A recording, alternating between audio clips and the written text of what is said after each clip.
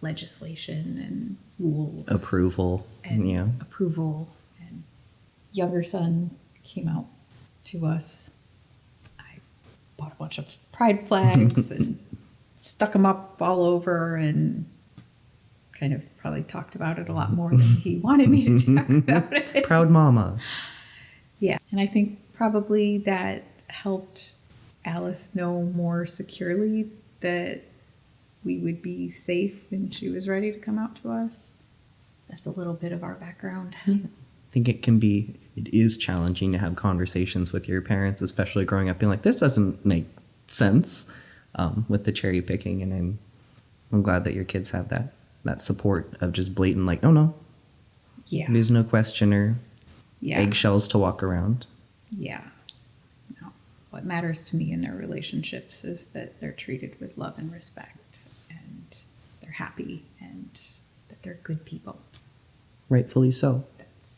That's what matters. It doesn't matter what they look like or how their gender expression is or sexual orientation is. That's so unimportant as far as my approval. It's an important part of their identity. Like, I don't mean to minimize that. Not the determining factor of accepting of love or accepting of having a family. Yeah. Tell me a story of each of your kids for when they came to you or something that you were able to see from them that brought you pride when you saw them be authentic with themselves. So my younger son, after he came out to me, I bought all those pride flags and like all different kinds. And I helped him decorate his room with some. He has like one hanging above his bed. But I also bought a whole bunch of little ones. And he came to me and was like, Mom, can I take these to school and share them with all my friends? And I was just like, well, can I buy more? Like, of course. How many like, friends? Absolutely. Like, spread them all around. And then I actually included them in the Halloween basket of goodies that we have when we were giving out Halloween goodies. And they all got taken. Every single one. That it feels good to know that there's a lot of acceptance, a lot of kids who feel happy showing who they are, being who they are, exploring who they want to be, and feel safe doing that. That's kind of something that stands out to me. Yeah. With Alice, we volunteered a lot in the band corps that she participated in, and I wore various like pride shirts, and I have shoelaces that are like rainbow shoelaces, and she would introduce me to so many of her friends there, which was unusual. Most of the other parents there volunteering, they were like, we have to go hide because our kid doesn't want us present. Instead, Alice like welcomed us to come sit with her at lunch and all of her friends, and essentially we had a whole group of kids who adopted us as their band parents and keep in touch with us now still and look to us for support. Unfortunately, some of them aren't getting that support from their parents, and I guess I feel good that they can have adults in their life that are providing some support. I also feel crushed for them that they're not getting it from the people that they should be getting it from. Absolutely. It's difficult to navigate. I can imagine there's a lot of heavy conflicting emotions. Yeah, it really is. So I guess those are kind of two things that come to mind. I think with Alice, after she came out to us, our relationship with her deepened and became so much more loving, so much more kind of communicative and happier. And every day I hold gratitude for the fact that we didn't have our heads up our butts when she came out to us, and that we were able to see her and embrace her and love her and help her walk the path in the way that we could, by researching hormone therapy and appropriate doctors and whatnot, and going clothing shopping with her and stuff like that. We created a lot of beautiful memories in that. I was thrilled to have a daughter because I grew up with sisters, and I wasn't used to boys, and so having a daughter was an extra icing on the cake. Yeah, what a gift. Yeah. How did it feel to go clothing shopping with Alice? It felt exciting, and I was nervous about how I didn't think to talk to her in advance about how she wanted to handle dressing rooms and things like that, and so I felt a bit caught like a deer in the headlights. It was fun coming up, seeing what things she wanted to try on and finding things. Yeah. Although I have mom style, and she had 18-year-old style, and so there were differences in what I thought was cool, and I would get a lot of eye rolls. But comes friendly, with the territory. Totally. And we had a very joking kind of relationship, and so I got a lot of laughter and eye rolls. But good to be there supporting her in finding out what her style was and kind of affirming how she wanted to start presenting herself.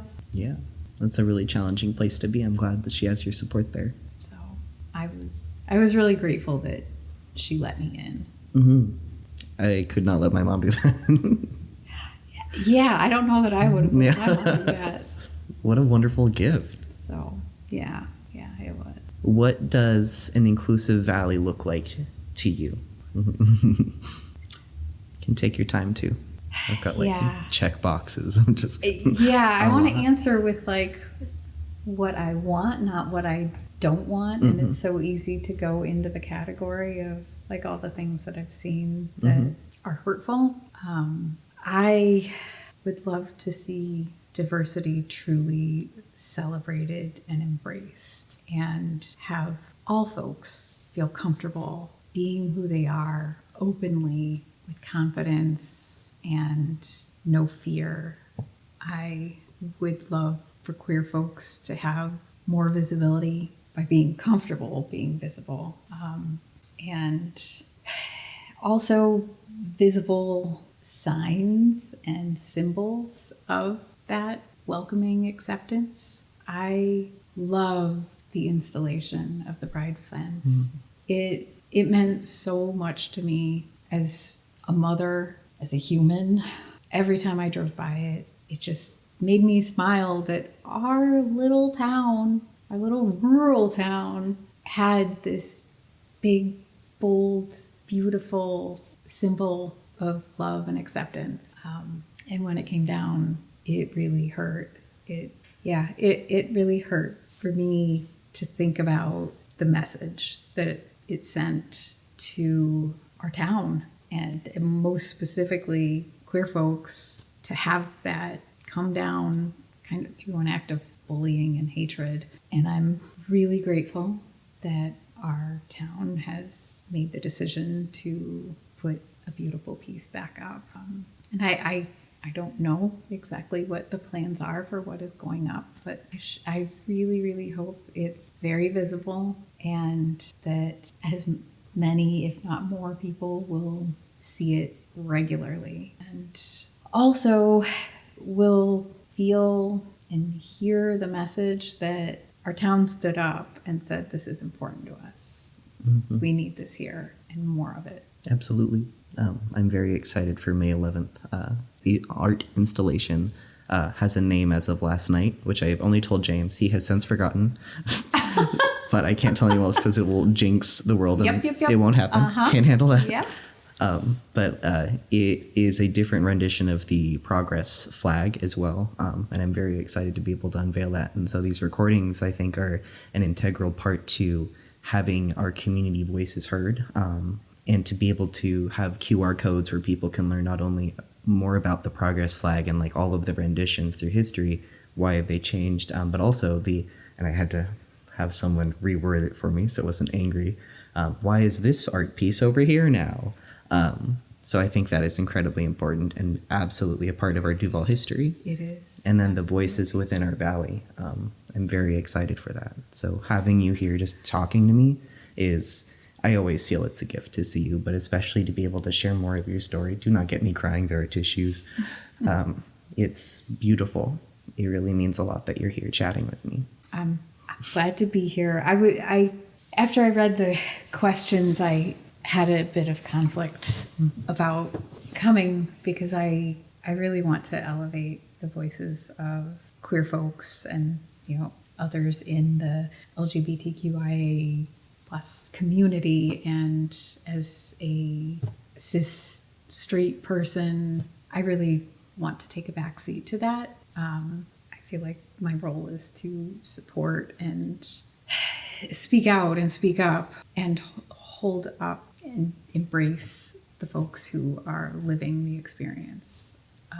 And so I almost canceled on you because I just don't feel like it's my place to speak on behalf of that community, which I'm not trying to. I'm trying to speak from my heart about my experience being on the periphery, the parent. That's an integral supportive role, Yeah, and I do believe that it is important for me with my privilege to stand tall and find my voice and use it as much as I can. And that's what I'm trying to. I had shared when I spoke at the city council meeting that the day that Alice took her life, I had it on my calendar to attend the city council meeting to speak in support of Pride Art reinstallation. And I feel like it means something to me that happened on that day at the time that I was planning to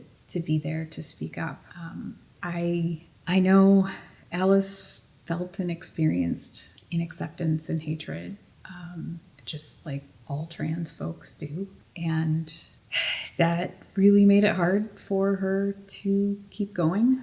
And I think she just saw a really difficult life ahead of her that didn't want for herself, which breaks my heart. It breaks my heart that that's the experience that trans folks, queer folks are living. And I know she's not unique in that experience. And Alice was quote unquote lucky in that she had a supportive family. I was aware of the statistics when she came out to us. Like, I know the suicide rate is much higher for trans folks. I know the murder rate is much higher for trans folks, and the violence, and that terrified me as a mother. And we worked really hard to do what we could to build a safe nest for her at home where she felt the love and acceptance and support. But that's not enough for everyone. It shouldn't be enough for everyone. We need more than that. Everyone deserves more than that. And so my mom heart just feels really strongly about continuing to make improvements in our community, to spread the love and acceptance, and to put our feet down against bigotry and hatred. When Alice died, one of our neighbors, she and I were supposed to have coffee that week. I had reached out to her like the week before Alice died and said, I've been meaning to reach out to you and just connect to another parent of a trans kid. And we also both happened to have melanoma. And so we had that similarity too. Mm-hmm. And so we were going to have coffee, and I ended up canceling because Alice had ended her life, and she asked if there was anything that she could do, and I asked her to spread the word to our neighbors that I would love to see pride flags go up, as not just as kind of support to us, but more support to the queer community, to show they're in our hearts, there are safe places. And I was amazed by our neighborhood. I'd say 70% of the homes in our small neighborhood have pride flags up, and they're still up. And every time I drive through our neighborhood, I feel a bit of hope that there's good people out there. And I also feel a much stronger connection to our local pride community, in large part through you. The Pride Palette event that you coordinated, attending that was really difficult, so close to the time that Alice died, but it also felt so good and so right to be surrounded by folks that understand on a different level, and that even though the majority of them didn't know Alice, joined us in mourning her, that really felt like an embrace from the community. And we truly are grateful for that. I appreciate that. It's beautiful. Really, it means so much. It was a gift to have you both there. And your sister came as well, both of them? Both of them. Yes. Feel free to pass on this question if you want. I have others.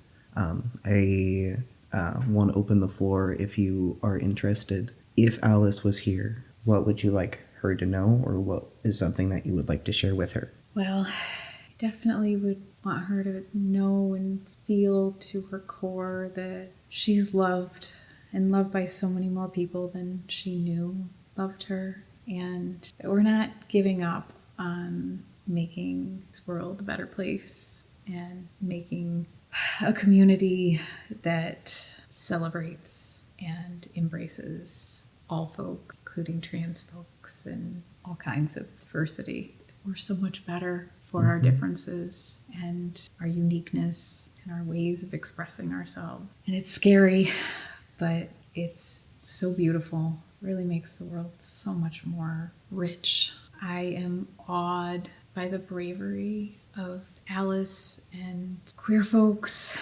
trans folks. She was such a brave badass, and that is so inspiring. And she continues to inspire me and push me to be a better person every day. Incredibly well said. Thank you for sharing that. Thank you for asking. Always. If a parent were to come up to you and share that their kid has come out as genderqueer or somewhere within our wonderful rainbow community, and they weren't sure how to best support their kid, and they didn't come from a place of anti-homophobia or transphobia, it was like, I don't get it, what would be your first piece of advice to them?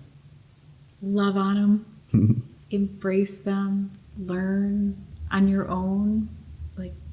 Don't expect your kid to be the person to answer all the questions that you have. When Alice came out to me, she sent me a text in the middle of the night. By the way, I'm trans. Whoa. Which was a safe way for her to do that, and actually gave me time to digest it and give a little thought to how I would respond. My response was something along the lines of, thank you so much for trusting me, and I am so grateful and want to support you in being your authentic self. And when I talked to her later that day, I promised her that I would make plenty of screw-ups along the way, but that I would always keep learning and trying and be with her along the path as long as she allowed me to. I wish I would have congratulated her on her realization and coming out, because I've since grown to realize that it is something to be celebrated. And it's so brave. It's so brave to take that risk of telling someone, of coming out, because even if you're pretty darn sure that you'll be accepted. There's always, I'm sure, in the background, the worry that maybe you won't. And it could be dangerous and life-changing in not so good a way. And so it really takes so much bravery. And that is really inspiring. Wonderfully said. Is there anything else that you'd like to share? Every single day since Alice has died, I am so grateful that Adam and I embraced Alice, that we loved her for who she was, and that we wanted to learn who she was and really worked to lift her up and hold her and hug her and tell her how brave we thought she was. And when I think about parents who are struggling to accept their kids who have come out to them and aren't sure how to respond, there's no guarantees for how long we're on this earth. And as parents, loving your kid and accepting them, the core is like the most basic, important thing that we can do, and not losing sight of that, even when things are different and scary and you worry about judgment or all these things. They're our kids, and we owe it to them to embrace them. Thank you. Can you get a hug? Absolutely. I'm proud of you. Oh, you're so easy to talk to. I appreciate that. It's wonderful.